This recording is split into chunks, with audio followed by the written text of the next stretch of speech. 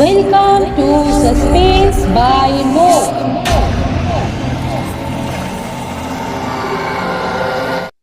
Suspense by Mo এর অলৌকিক গল্পের সম্ভারে আমার আজকের নিবেদন প্রভাস দত্তর লেখা নীল সাহেবের পোড়ো বাড়ি।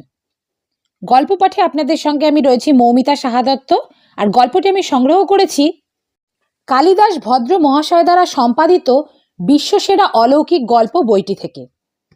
গল্পটির মূল চরিত্রে রয়েছেন গল্পকথক, গল্পকথকের বন্ধু অনিমেষ ও গল্পকথকের আরদালি পঞ্চানন।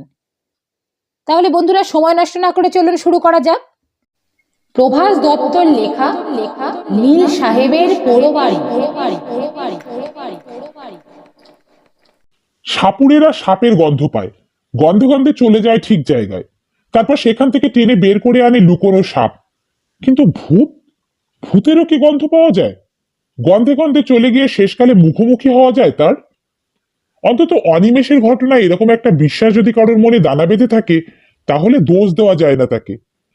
অনিমেষকে আমরা সবাই রীতিমতো সাহসী বলেই জানতুম। কিছুটা বাউন্ডুলে স্বভাবের ছেলে, স্বাস্থ্য মোটামুটি ভালোই, গায়েরও একটু তামাটে ধরনের। সব ব্যাপারেই ওর ঔৎসুক্য, তবে কোনো ব্যাপারেই তেমন গুরুত্ব আরোপ করে না। একটা বেসরকারি কোম্পানিতে চাকরি করে, যেমন তেমন চাকরিই বলা চলে। নইলে এমন হুটহাট করে ছুটি নিয়ে এদিক ওদিক যাওয়া নিশ্চয়ই সম্ভব হতো না ওর পক্ষে। চাকরি সূত্রে প্রায় নানান জায়গায় ঘুরতে হয় আমাকে। কোথাও হয়তো 3 মাস, কোথাও আবার একটানে 1 বছরও হয়তো কাটিয়ে দিতে হয়। সেরকম পছন্দ মতো জায়গা হলে আমি অনিমেষকে 2 ছত্রের একটা পোস্টকার্ড লিখে দিই।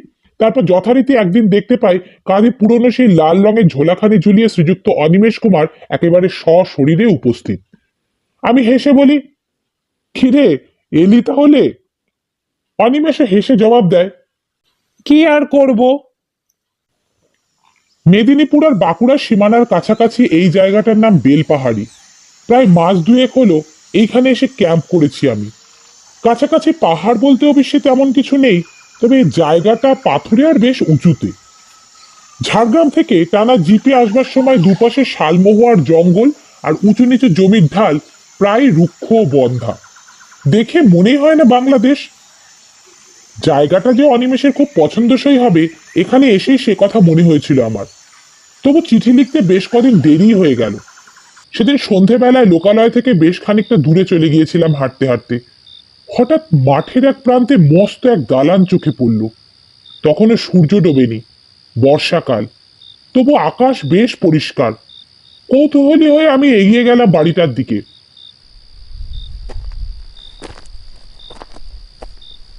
আসলে ওটা একটা পোড়ো বাড়ি, ভাঙাচোরা জীর্ণ অবস্থা।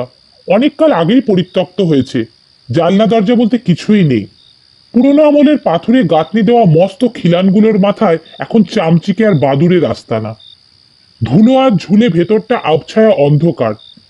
একপাশের ছাদ খানিকটা ধসে ঝুলে আছে বিপজ্জনক ভাবে। একসময় সেদিকটা বারান্দা গোছের ছিল মনে হয়। বাড়িটা দেখি হঠাৎ বিদ্যুৎ চমকের মতন একটা আইডিয়া মাথায় খেলে গেল আমার। ক্যাম্পে গিয়ে সেই রাতে চিঠি লিখে ফেললাম অনিমেষকে, শিগগিরই চলে আয়, দারুণ জায়গা। অনিমেষ যে এত তাড়াতাড়ি চলে আসবে ভাবতে পারিনি আমি।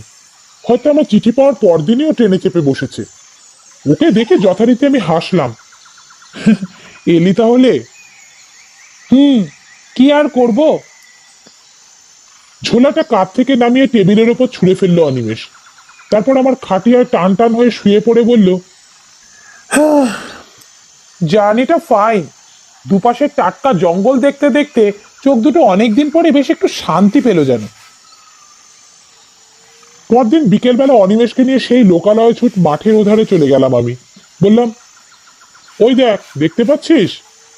অদূরে সেই বাড়িটার দিকে তাকিয়ে অনিমেষ কিরকম ভুরু কুচকে রইল খানিকক্ষণ। তারপর বলল, চল দেখে আসি। দুজনে এগিয়ে গেলাম বাড়িটার দিকে। কাছাকাছি পৌঁছতে আচমকা দুটো চামচিকে অন্ধকার একটা খিলানের আড়াল থেকে চোখের পলকে বেরিয়ে এসে বাড়িটার মাথার উপরে গোল হয়ে চক্কর দিতে লাগলো।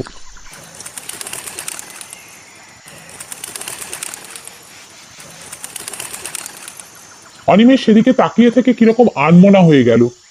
বার কয়েক গম্ভীরভাবে ফুসফুস ভরে শ্বাস টানলো যেন।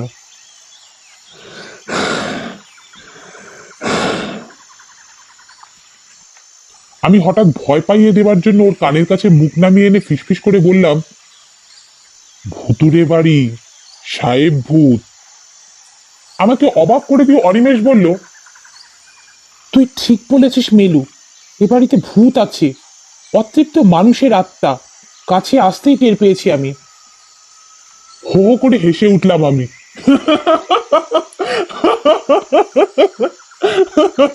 অনিমেষ, তুই পাগল, তুই পাগল অনিমেষ।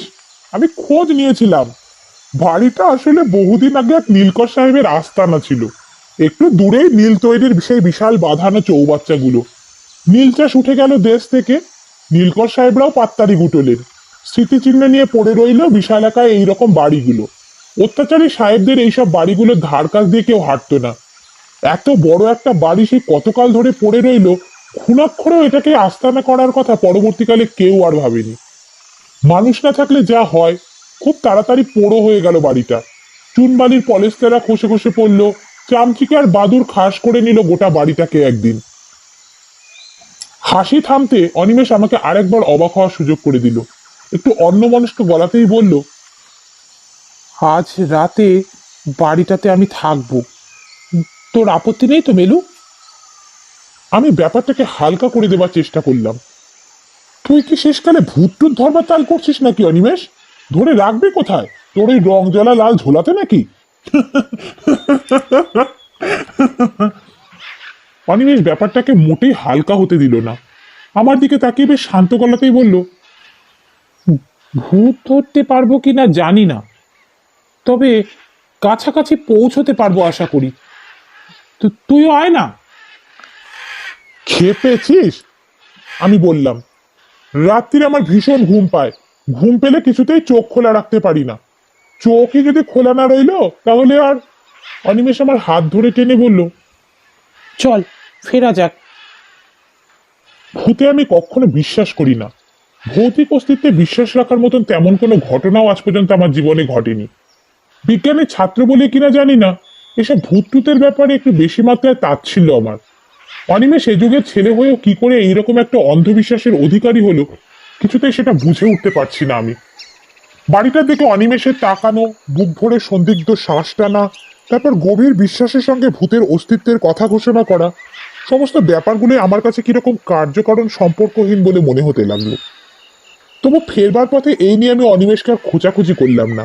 আমি জানতাম অনিমেষ ভূতটুত নিয়ে ইদানিং একটু বেশি রকম মাথা ঘামাচ্ছে। অনিমেষকে চিঠি পাঠাবার সময় যে প্ল্যানটা আমার মাথায় এসেছিল, পথ চলতে চলতে তার কথাই ভাবতে লাগলাম মনে মনে। সন্ধ্যের পরে বেলপাহাড়ি একেবারে নিশ্চুপ হয়ে যায়। ব্লক ডেভেলপমেন্ট অফিসের লাগোয়া মাঠটাতে আমাদের তাঁবু পড়েছে। ওপাশে ক্যাম্পের লোকজনের কথা বলা, চলাফেরার শব্দ শোনা যাচ্ছে। রান্নার ছ্যাকছক শব্দ হচ্ছে একপাশে, একটা গুমোট গরমের ভাব।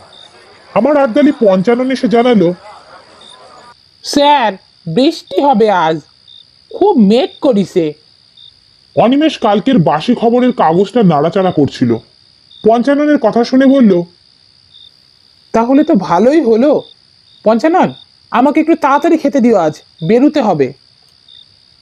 এই রাতে বৃষ্টি নামবে যে? পঞ্চানন অবাক হলো। অনিমেষকে যেন ভারী খুশি দেখাচ্ছে এখন। হেসে বলল, হ্যাঁ গো, এই রাতেই বৃষ্টি তো চাই। পঞ্চানন অনেকদিন ধরে অনিমেষকে দেখে আসছে। সাহেবের এই বিশেষ বন্ধুটির ধরন ধারণ কিছুটা যে আর পাঁচজনের সঙ্গে মেলে না, ভালো করেই জানে সে। কিছু না বলে পঞ্চানন তাই বিদেয় নিল। রাত ঠিক 10টায় সত্যি সত্যি পুরনো ঝোলাটা কাঁধে ঝুলিয়ে উঠে দাঁড়ালো অনিমেষ। বাইরের অন্ধকারে এসে দাঁড়ালাম দুজনে। আকাশ নিশ্ছিদ্র কালো, সামান্য হাওয়া দিচ্ছে। হঠাৎ কখনো বিদ্যুতের চকিত আলো দূরের খানিকটা মুহূর্তের জন্য স্পষ্ট করে দিয়ে অন্ধকারের অপার সমুদ্রে চারপাশ ডুবিয়ে দিয়ে যাচ্ছে আবার। আমার দিকে ফিরে অনিমেষ বলল, আমি এগোলাম, কাল সকালে আবার দেখা হচ্ছে। আমি ঠাট্টা সুরে বললাম, ঝোলায় বাঁধা সাহেব ভূতটা কিন্তু আমার চাই। অনিমেষ চলে গেল। তাঁবুতে ফিরে এসে আমি খাটিয়ায় শুয়ে পড়লাম। ভেবে রাখা সেই প্ল্যানটা ঝিলিক দিয়ে যেতে লাগলো মাথার ভেতরে। ভূত, ভূত কি একটা অবিশ্বাস্য ব্যাপার। আজ পর্যন্ত কেউ কি কাউকে একটা ভূত দেখিয়ে দিতে পেরেছে? ভীতু মানুষের তৈরি যত সব উদ্ভট কল্পনা, এই ভূত নিয়ে আবার কত রকম ফেনানো গল্পই না দেশ বিদেশের সাহিত্য জুড়ে, কত ধানাই পানায় বুজরুকি কাণ্ড কারখানা সব।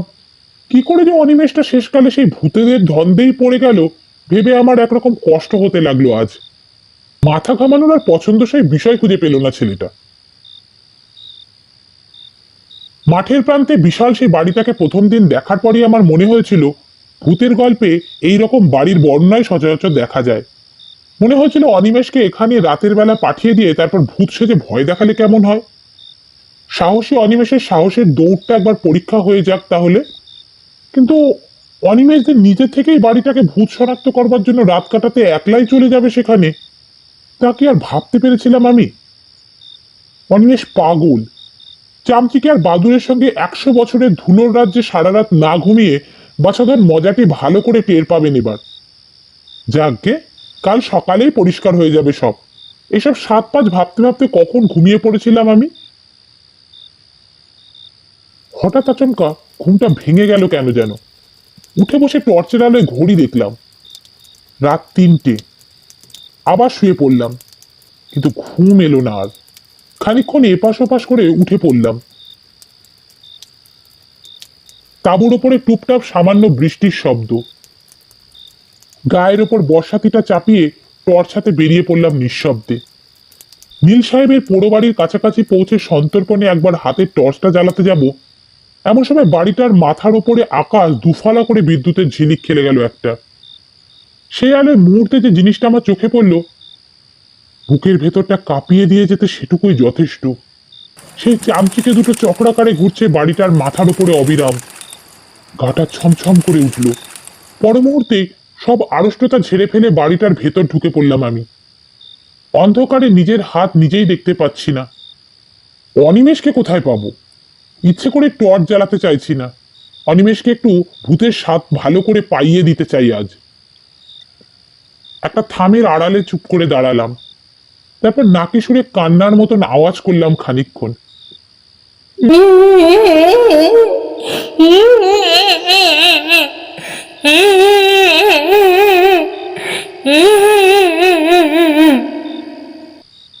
কোনো সাড়া পেলাম না।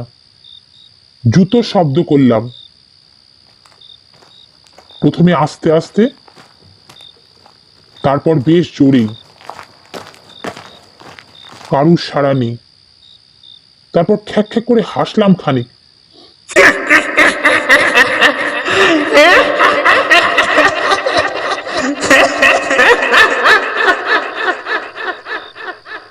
না, ভেতরে কেউ আছে তো মনে হচ্ছে না।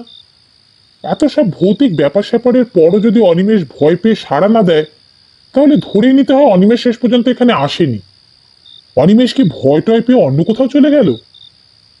হাতের টর্চ জেলে এবার পোড়ো বাড়ির অন্দরমহলে ঢুকে পড়লাম। বিশাল বাড়িটার কোথায় যে কি আছে ভালো করে জানি না, পাছে পড়ে গিয়ে হোঁচট খায় সেই ভয়ে সন্তর্পণে হাঁটতে লাগলাম। হঠাৎ মনে হলো পশ্চিম দিকের ঘরটায় দ্রুত কিছু একটা সরে গেল। আলোটা সেদিকে ঘুরিয়ে স্থির দৃষ্টিতে তাকালাম।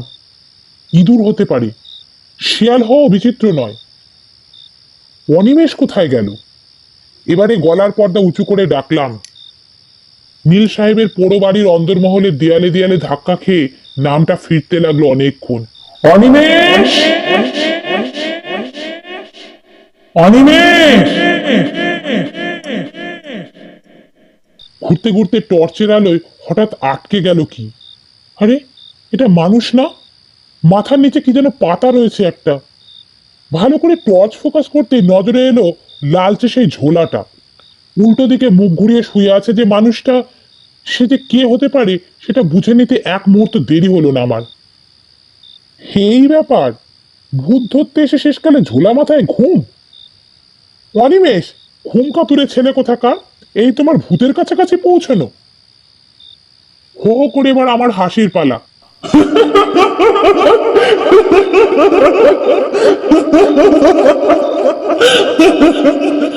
এত জোরে অট্টহাসি যে আমার গলা থেকেই বেরোতে পারে আমি কি তা জানতাম কোনোদিন? নীল সাহেবের পোড়ো বাড়ির পাঁজর যেন কাঁপিয়ে দিয়ে গেল সেই হাসি। হাসি থামলো, কিন্তু আশ্চর্য ঘুম অনিমেষের, নাকি অনেক আগেও টের পেয়ে গেছে। জেনে শুনে ইচ্ছে করে অন্যদিকে মুখ ফিরিয়ে ঘুমের ভান করে পড়ে আছে বদমাসটা। দাঁড়াও, দেখাচ্ছি তোমার মজা।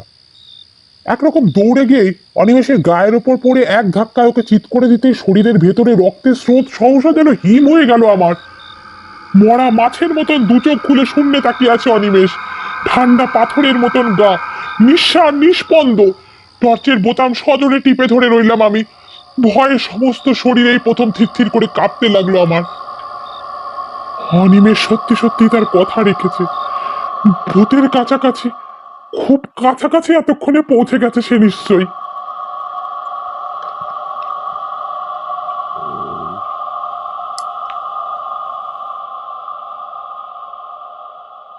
এতক্ষণ আপনারা শুনছিলেন প্রভাস দত্তর লেখা নীল সাহেবের পোড়ো বাড়ি। গল্পটি আপনাদের কেমন লাগলো তা কমেন্টের মাধ্যমে জানাতে ভুলবেন না। আর যদি ভালো লেগে থাকে তাহলে দয়া করে লাইক ও শেয়ার করতে ভুলবেন না। আর হ্যাঁ বন্ধুরা, চ্যানেলটি নিশ্চয়ই এতদিন আপনারা সাবস্ক্রাইব করে ফেলেছেন। যদি না করে থাকেন তাহলে দয়া করে চ্যানেলটি সাবস্ক্রাইব করে পাশে থাকা বেল আইকনটি প্রেস করে দেবেন, যাতে আমি গল্প ছাড়ার সঙ্গে সঙ্গে তা পৌঁছে যায় আপনাদের কাছে। চ্যানেলটি সাবস্ক্রাইব করে পাশে থাকবেন এই আশা রেখে আজ তবে এই পর্যন্তই রাখি। ধন্যবাদ বন্ধুরা।